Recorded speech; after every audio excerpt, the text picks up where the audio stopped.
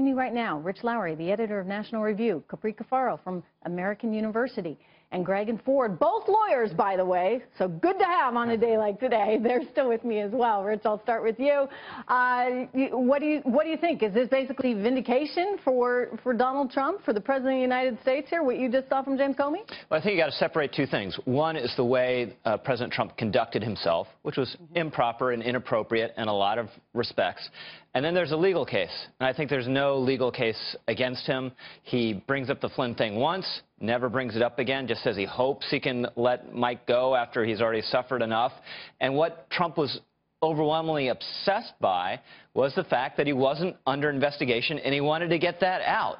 So maybe he shouldn't have fired Comey over that, but firing him over that is not a criminal offense. Okay, so I think, and yet we have the media trying to suggest that it is, and right. You have taxpayer dollars that are being put into the effort we saw here today. Is this one big, giant, colossal waste of time in your view, Rich?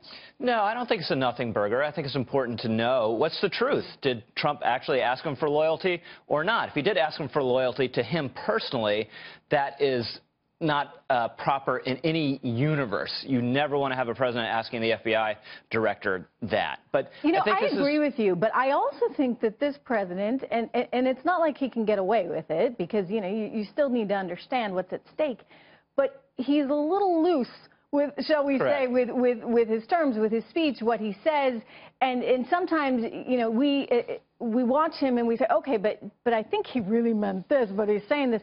Again, no excuse for anyone. You are the President of the United States. This is another instance. We saw this throughout the primary campaign, throughout the general election. Trump would say or do things that would kill dead anyone else. And this Comey testimony, if there were any other Republican president, we'd be talking about this person melting down before our eyes and leaving the next day. But there's just this different standard that somehow Trump establishes for himself. Well, and in part it's because the Democrats have been so hysterical. They've been so tough. And frankly, I keep getting back to the issues that matter, right, to Capri, and that's people need to take care of themselves, their families. They need to feel secure.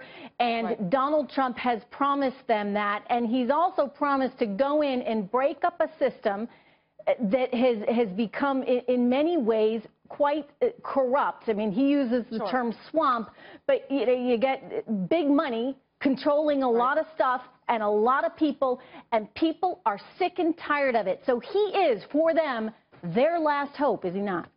You know, there's no question that the American electorate that voted for Donald Trump was looking to blow up the system, to change things, to get away from career politicians and politics as usual. And I think because, you know, he's a billionaire, because he was, you know, a business person, they saw his motivation as maybe, you know, less self-serving than the traditional American politician. And so, you know, I think that definitely is a contributing factor. I think it also contributes to the fact of why Donald Trump does get away with more than the traditional politician, because people see him as a business person, as an entertainer.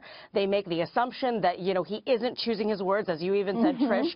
And so that's one of the reasons why he probably is not necessarily imploding. Let me also just say one very quick thing. You know, I don't think we're ever going to know the quote-unquote truth in any way of, you know, definitive certainty, because it is a he said, he said. And there's a reason why we do not allow cameras in federal courtrooms, because we try to allow, and I'm not a lawyer, but we try to allow the justice system, particularly in federal court, to be absent of theatrics. And what we're having here is theatrics on both sides, latching onto things, and the real substance is in these closed hearings that we will never see. Hey, Ford, I imagine a lot of Democrats are salivating at all of this, right? They probably got strategies mapped out. It's all, how's this going to play in 2018? Let's resist, and make sure he gets absolutely nothing done, no repeal, replace, no tax reform, and consequently, they think they will sail in.